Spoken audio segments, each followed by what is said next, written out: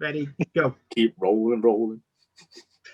Hey, good evening. I'm Beanie and with Fozzie, and we're North East Wales Metal Productions. We are talking with Thrashatouille about the upcoming Metal to the Masses show, which will see one of the bands end up playing Bloodstock. Hi guys, how you doing? All right, man. You? Not too bad.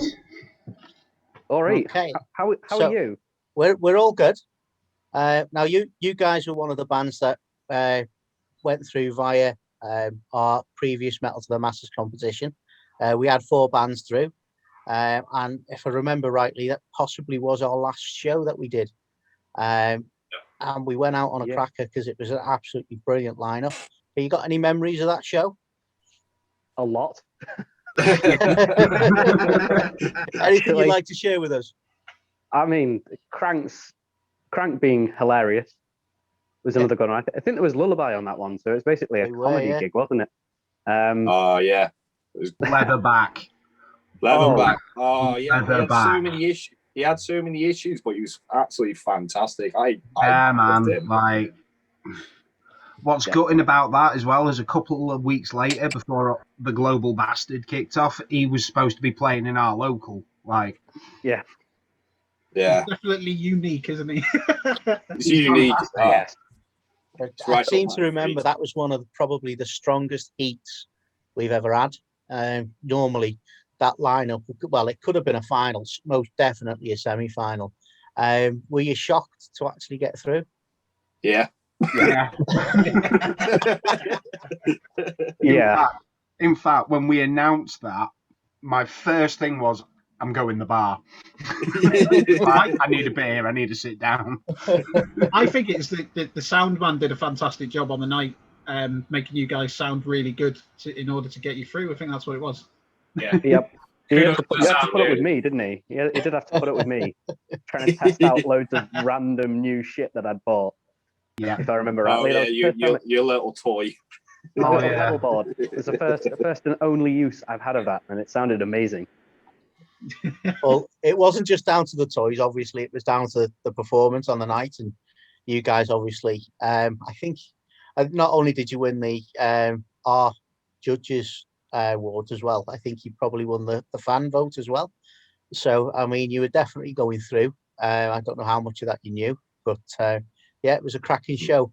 Oh wow! So, okay. I didn't know any of that. Since then, obviously, the pandemic's kicked in. So what have you been up to and how have you been keeping yourselves busy since then? I bought a house. Big lead on that one. Dan bought a house. That's quite a big thing to do. Especially during you're grown up. Yeah. I'm the only idiot that could buy a house in the middle of a pandemic. Well done, and congratulations. I still live in the basement. Work mainly. That's about it. Work. Yeah. Probably the majority of us as well as work. So at this point, have you managed to get any sort of practice done or anything like that, or have you laid down any tracks or anything for recordings individually, or? Do you want the honest answer? Yeah, cool. No. Do you know what the good thing is? Well, that's all our questions. Playing by the rules, and that's what you need to do in competitions. Yeah. We were going to record, but yeah. Well, we originally went on hiatus because we had all like other personal shit going on in all our lives, so we did take a break anyway. But we timed it just right. Yeah. Slayer retired, and then we went on hiatus, and then all this shit happened. Yeah. That's it. I mean, we were supposed to support them on that tour, but you couldn't get out. Yeah. It's all right. I blame Timmy for all this anyway. Yeah. To be honest, since My Chemical Romance announced they were coming back, the whole world went to shit. So I mean, I'm blaming them. I mean, Gerard Way also offered us a main support slot with them. Unfortunately, we've all run out of either hair or black hair dye, so we had to decline. Mine's definitely the hair side. Not the only one, mate. This bandana's a permanent fixture now, I think. Yeah, I don't think I could have got a fringe with my beard. I don't know, Beanie, with that beard, I think you might be able to do a fringe with it, an upside down fringe. It's Or where a I'm starting my gangster comb over from. You know, I tried with my eyebrows, but it just looked silly. So, obviously, we're here to talk about the music and stuff like that. So We don't have to.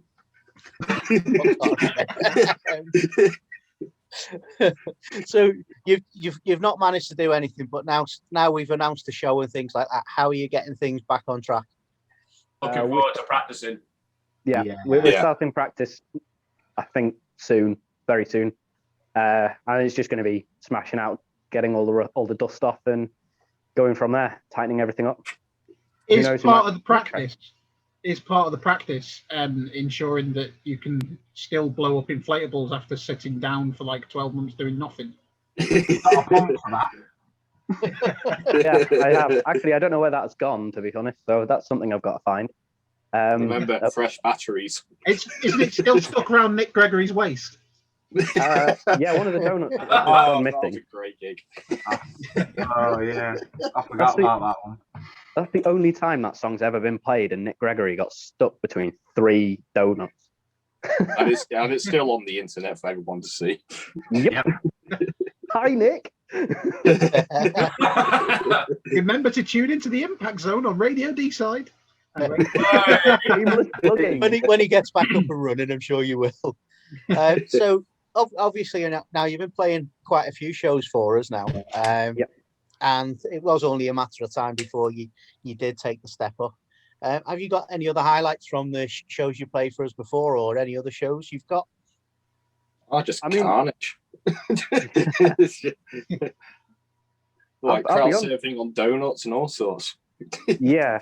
Scarecrow. Oh, Scarecrow was ace. Me and Benji Webb. Yeah. Benji. Yeah, I think Benji for me was the one. Supporting Benji for his private DJ set was the one. Unfortunately, I couldn't make it to the Scarecrow one, but Benji. Yeah, because you're a massive Skin Dread fan. Top 3 best gigs I've been part of, easy. Benji Webb at Central. That was an interesting night for me. That. Yeah. It was a fun one. I heard. When he arrived, Stu from Central looked at me and went, "Can you do us a favour?"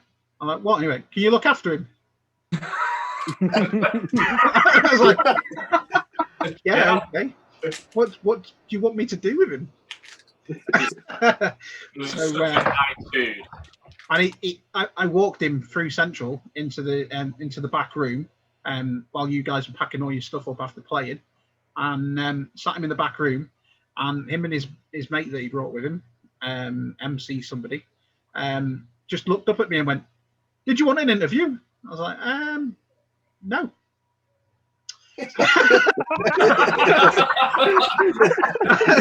that was the first conversation I ever had with Benji Webb. Great way to introduce yourself. But no, it was a good night. That I think for those that came and watched you, they all sort of jumped in and joined in the fun, really, didn't they? Yeah. I mean, something that we talked about at Raised by Owls at Pentrafest, when we did the interviews for that, is kind of being that gimmick band, if you see what I mean. So when you walk into a room or when you try and book gigs and things like that, how serious people take you. And I think it's something we discussed with Raised by Owls, is that for a while they had a group of people that weren't really taking the music seriously. They were looking at the gimmick and thinking, it doesn't really matter whether they're that good at the music, if you like, but you really serious musicians behind it as well. This is the thing. It's things like with Scarecrow, Raised by Owls, you guys, Lullaby.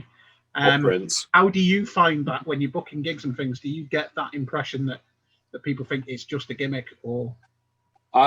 Me personally, I kind of think it's that sometimes. Yeah. We get the whole, like when somebody says, "Oh yeah, you're like a chef metal band," and like yeah, and they're like, "Well, what the hell is that?" It's like, well, just watch us and you'll find out. And then they can't pinpoint any specific genre, because it's not like we take the mick out of it. We just all enjoy loads of different types of music. We can just play each individual one, and we just enjoy having like a laugh. That is it. I mean, and then that usually becomes like either the song title, because it's like It's kind of relating to the genre we're going for. Yeah. Shepherd's Pie squared. That's gent, don't you know? Exactly. That's it. That'd be a gent song. In fact, lads, I've got a prime example of us of being booked for a gimmick, and it involves a gig we played in Mould. Oh wow! Long story short, we were booked for this gig. We turn up, we get set up. These two other bands, they basically needed to borrow everything. As get involved. As they're setting up, we're headlining the evening because we are. Yeah, there was no reasoning for it. Just you guys get last slot because you've come the furthest. Cool, thank you. The guys and we brought everything. Yeah, yeah. This bunch of young lads can't be no older than about 17, 18, bless him. Plug into our gear, and the first thing they said is, "Shit, we sound heavy." It actually turned out the two bands they booked us for were up like really, really young pop punk bands, so lots of covers of Blink and stuff like that, and then we step on stage. Well, we have to wait anyway, sifting through the pop punk crap. But yeah, you know, I'm just shocked you played in Mould because I mean it's only down the road from us and we knew nothing about it. So yeah, there's a good little pub in Mould which they've got a very small stage. Given was it the Pentan? Pennan. That's it, yeah. Pentan, that's the one. Yeah. We've been meaning to go back there for ages. Yeah, I'd love to. It's a lovely pub, that one. I would recommend that to anyone nearby it. Definitely. There you go. Right. It is hard to find. To believe we all said we'd make the trek down there just for a pint. Back. Definitely. But yeah, going back to the whole the playing gimmick sort of side of it, like we just go out and have fun. That is simply what we want to do. Why be serious? Because when it gets serious, it gets boring. That's my personal opinion on it. And like when we practice as well, we don't. It's weird because it's only like our chemistry. Like when we get in that practice room and we all set up and it's like, right, what do you want to play? We'll play this. And we just play it. And it's like, that is so funny. We just don't care. Like, what was it that we came up with? Ham Slamwich. Yeah. I was messing about blast beating. And they were like, right, let's do a slam track. Yeah, all right, no worries. So we listened to a couple of, I'm sure it was like Waking the Cadaver or something like that. And then we were like, yeah, right, know where we're going. Cool. Work it out. And we've written it within an hour. And we were like, that's bonkers. And we've played it. We played the same with Gutrot as well. Yeah. It's like, oh, let's do a death metal tune. Good.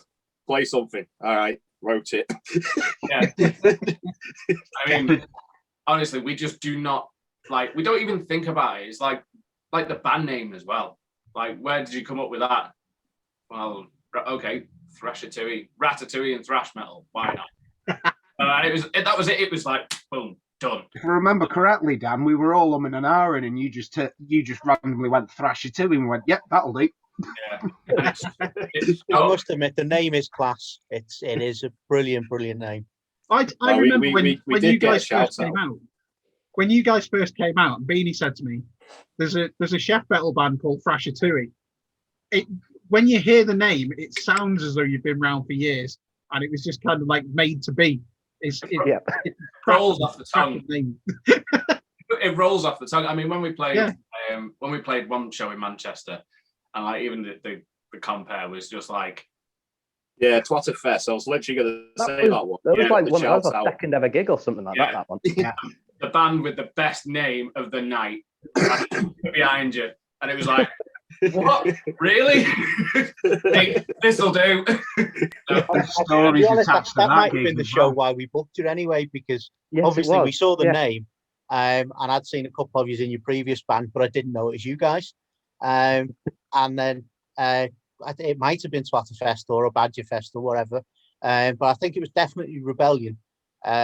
It was definitely Rebellion. But you know, I dragged Fozzie along, and I said to him, right, we've got to check these out just for the name alone. And we said, right, we're booking these, and I'm sure we booked you for a show right afterwards. So, you know, I mean, it certainly makes you stand out if you've got a cool name. You know, I mean, it's the same with like Footprints in the Custard. You see that name on a big lineup, you're going to check them out just because the name's cool. So, but then once you dragged us in, you got to keep us there, and you certainly did that. Especially considering you hadn't played that many shows together. So No, you know, I think that was Yeah, must have been. Potterfest was our second gig. Yeah. Yeah. Second one, and there was already crowd surfing on lollipops. And with that one, we actually got cut a song short because they were running behind and didn't tell us. So we went to launch into our last song, and the sound was gone. Yeah. Uh-oh. I'll be honest, I was so grateful for that because that's the one where it's Red Velvet Romance where I put a cake in my face, and I don't miss doing that. Yeah, we missed our finale. Oh no, what a shame! I had to eat the cake instead. Oh god! I went home clean. Yay! The best thing with that was me and Gabe had been on a session that day, and we turned around saying to Dan, "Right, you ready to go?" We heard a name, we turned around, and there was just people. We were like, oh, Okay. That's a shame. Yeah. It's honestly, we just do it because it's fun, and like you say, like we enjoy playing. Like, so it doesn't matter what we play, what technical style. If we are technically advanced at certain things, it's just one of them. I take full responsibility for this because I dragged these three to help me with my uni project, and that was it. And Rob was like, "Yeah, I need to start another band." Go was like, "I'm up for it," and Hargreaves went, "Yeah, I want to do one." Danny, do you want to do one? Yeah, go on then. Why not? And we literally started the first practice. We wrote 3 songs, and it was just like, right, we've got to keep this going. Like I say, there's some sort of mystical magic that goes on in that studio that just only happens when we all get together and play. It's just amazing, honestly. There's no other feeling that beats it. There really isn't. Back soon. That's I mean, cool. When Can I? Oh, sorry. Go on. I was just going to ask now, just to change the tone a little bit. We had a chat with Crank and the drummer. He suffers from Tourette's and stuff like that. So I was going to ask Gabe if you mind talking about your short-sightedness. You know, and how that's well, you know, how's that impacted your playing, how you are as a band and stuff like that. And is there any advice you can give to anybody with a similar disability who wants to get into a band? Yeah, I mean, just kind of go for it. It's like kind of, because I got diagnosed about 15 years ago with it. It was actually one of the very first gigs I did with my old band.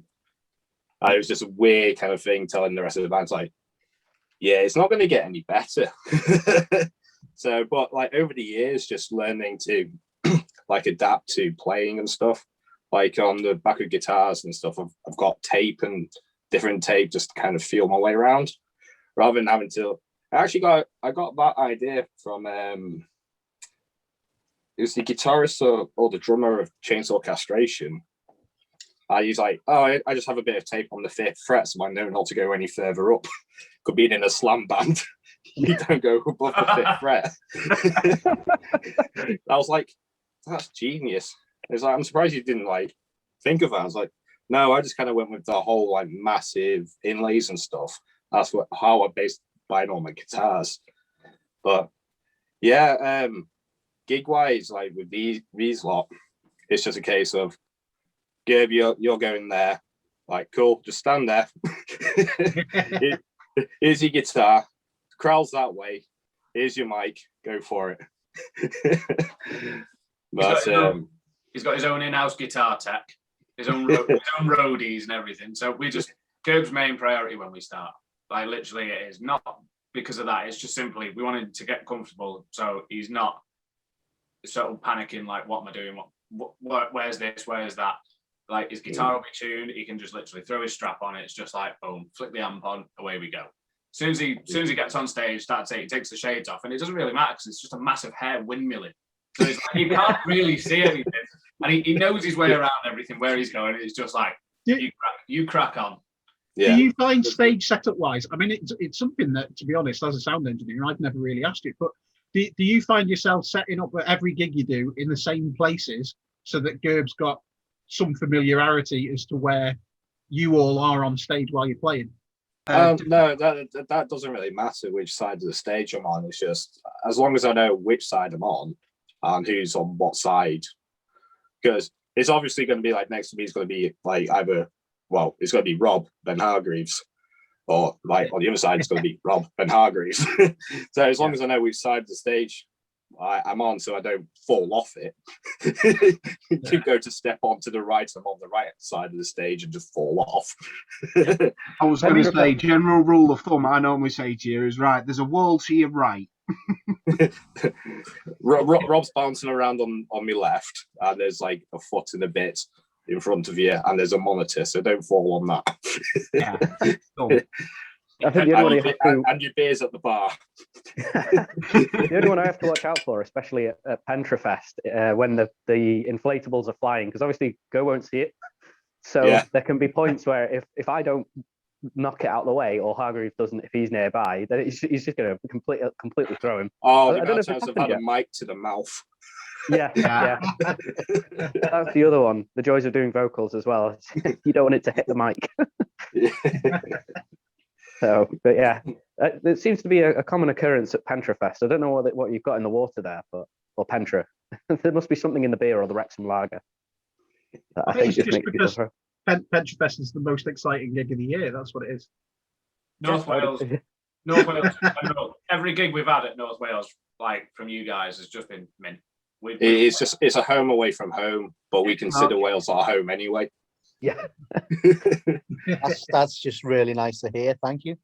That's all right.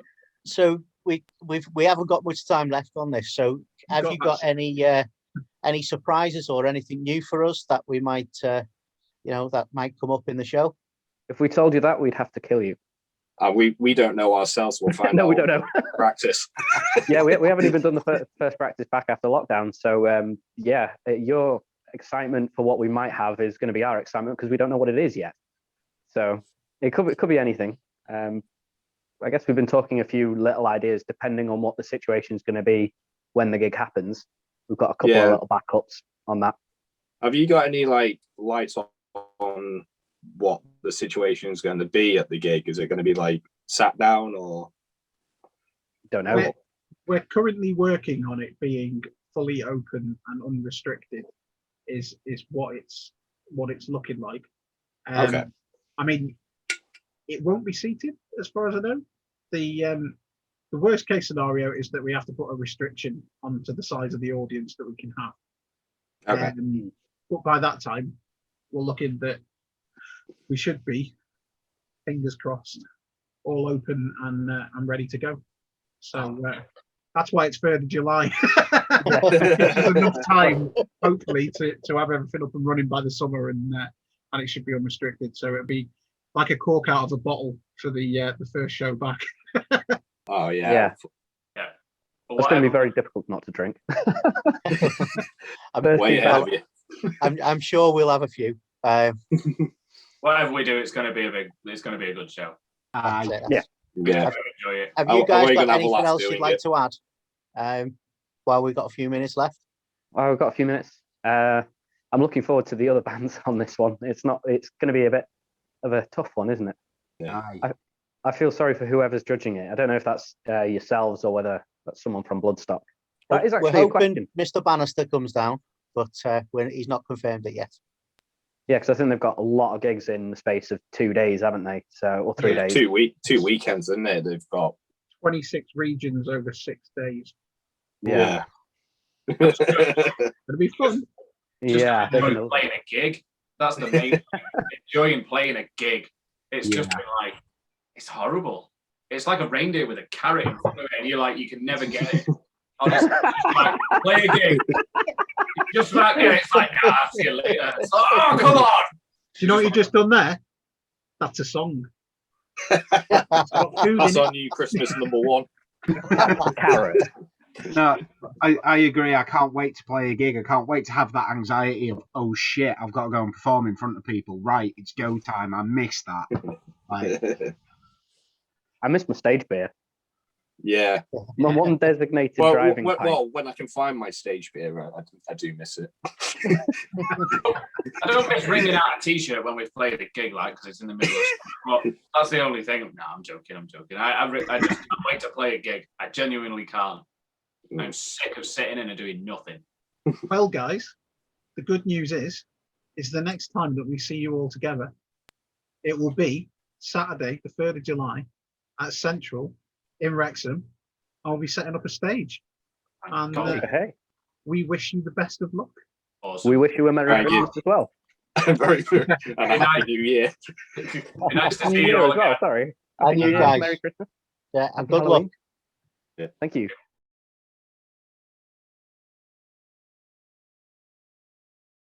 We are Thrashatouille, and this song is what's it called again? Thrashatouille. I've been the pot wash.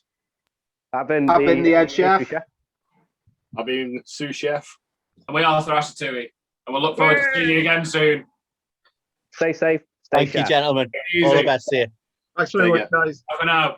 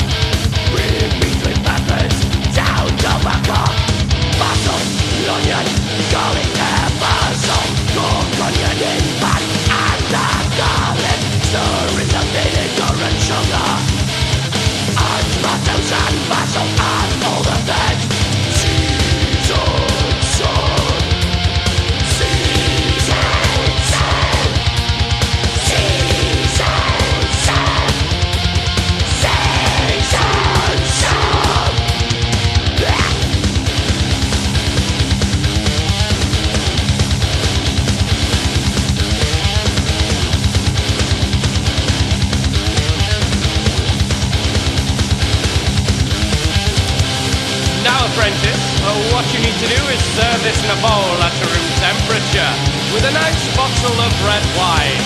If you have no suitable bottles of red wine, I would recommend a nice, cool, refreshing pint of lager. Let's say Kronenberg. Kronenberg? Kronenberg!